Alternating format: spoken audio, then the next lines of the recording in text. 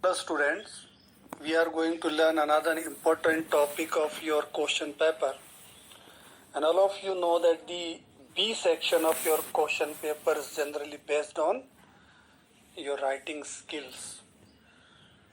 तो first of all हम ये देखें कि जो राइटिंग स्किल है उसमें कौन कौन से क्वेश्चंस जनरली पूछे जाते हैं. लेटर्स राइटिंग आपसे फॉर्मल इनफॉर्मल वो पूछे जाते हैं. Notice making, poster designing, advertisement making, paragraph writing, article writing और write up. And each question carries 4 marks. तो ये जो 4 नंबर के प्रश्न आपके लिए होते हैं generally.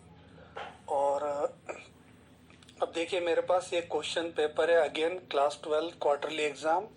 And you see the question number 5 जो है वो एक राइटअप रिपोर्ट राइटअप प्रिपेयर करने के लिए है कि हॉस्पिटल आपने विजिट किया है और उसमें आपको ये जो इनपुट्स इन्होंने दिए हैं इस पर आपको डिस्क्राइब करना है ये सारी इवेंट. लेकिन first of all you should know what is write up and how is it produced. Write up होता क्या है और इसको कैसे प्रोड्यूस करते हैं हम. देखिए आपने अगर किसी भी इवेंट को, किसी भी प्रोग्राम को, किसी भी साइट को, किसी भी इंसिडेंट को अगर विजिट किया है, आपने उसको विटनेस किया है, तो आपको उसे राइटिंग में प्रोड्यूस करना ही राइटअप कहलाता है. Write up actually is the written account of any version of any event that you witnessed. एक तरह का आंखों देखा हाल उसको लिख के बताना. This is called write up. तो देखिए राइटअप को जब भी प्रोड्यूस करें तो जो भी आप लिखते हैं वो पास्ट टेंस में होता है. तो it is very very important that you must have knowledge of these 2 tenses. First, past continuous tense. क्योंकि आपने अब जब किसी भी साइट को विजिट किया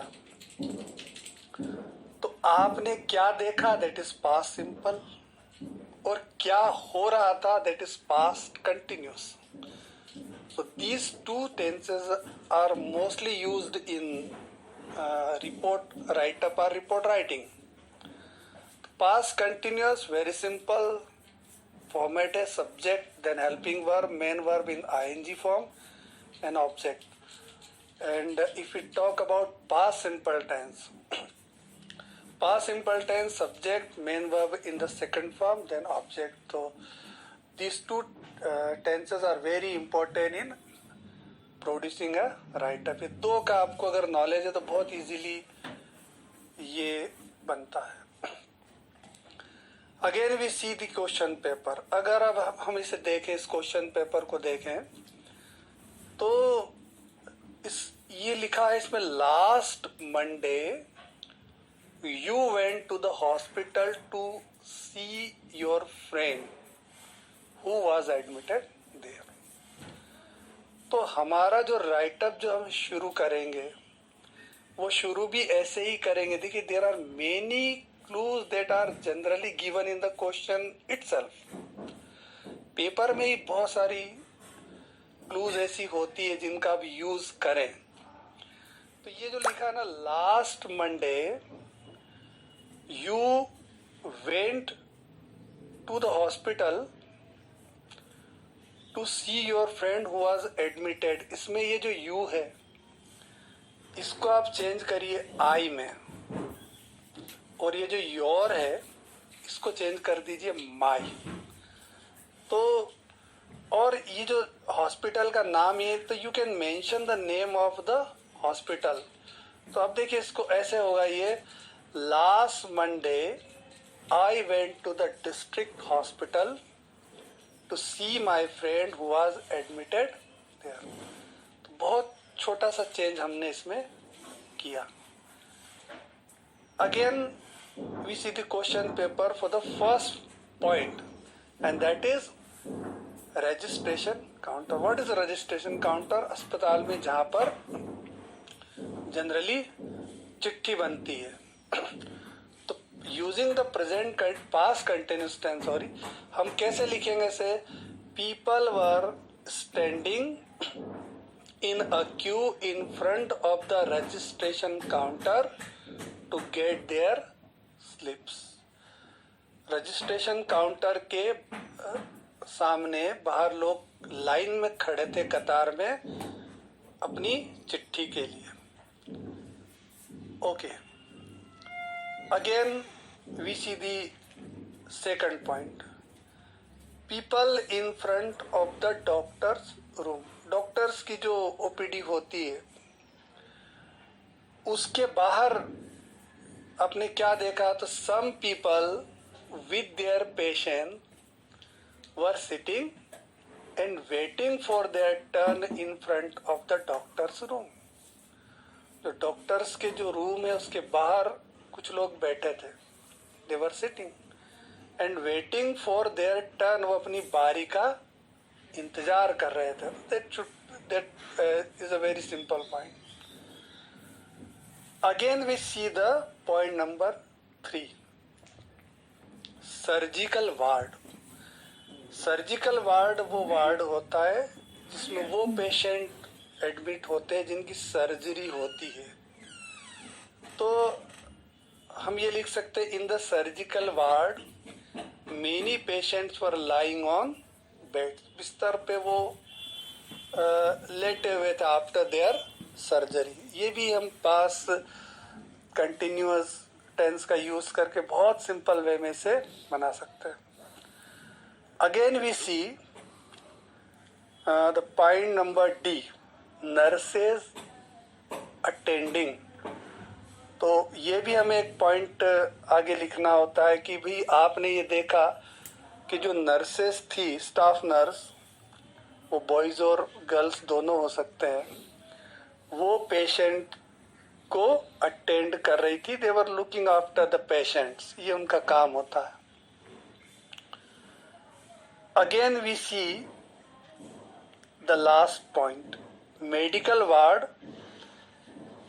patients lying on their bed. Medical ward is the ward where my friend was admitted. तो उस वार्ड में मेरा दोस्त भी एडमिट था. तो in the medical ward many patients were lying on their bed. ये सारी चीजें हमें फ्रेम कर लेना चाहिए already, what we are going to write in a write up. तो ये सारे जो पॉइंट्स हैं, ये सारे पॉइंट्स हम कंबाइन करेंगे और कंबाइन करने के बाद में फिर ये जो आपके सामने एक राइटअप प्रिपेयर्ड होके आएगा. तो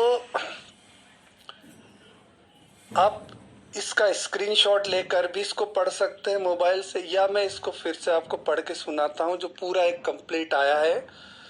last Monday I went to the district hospital of Indore to see my friend who was admitted there. When I entered the hospital, जब मैंने हॉस्पिटल में प्रवेश किया, I saw that some people were standing in front of the registration counter to get their slip. तो मैंने देखा कि कुछ लोग जो है वो खड़े हैं रजिस्ट्रेशन काउंटर पर चिट्ठी के लिए.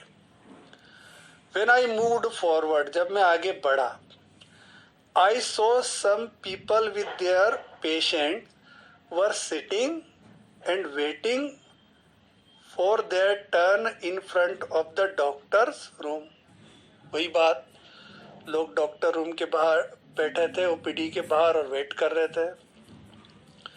In the surgical ward, those patients who underwent surgery, जिनकी सर्जरी हुई थी, जिनका ऑपरेशन हुआ था, were lying on beds after their surgery. Nurses were attending the patients. तो मैंने ये भी देखा है कि नर्स है वो आ जा रही थी, देखभाल कर रही थी patient. Then I entered the medical ward. अब उन्होंने मेडिकल वार्ड में एंटर किया अपने को, where my friend was admitted. Many patients there were lying on their beds. I gave some fruits to my friend and wished him his early recovery and came out of the hospital. This is the simplest way of write up.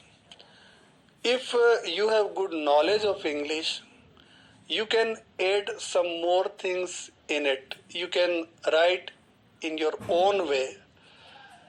पर हमें समय का, word limit का भी ध्यान रखना है और इस चीज का भी ध्यान रखें कि जितने भी पॉइंट्स है वो सारे कवर हो जाए।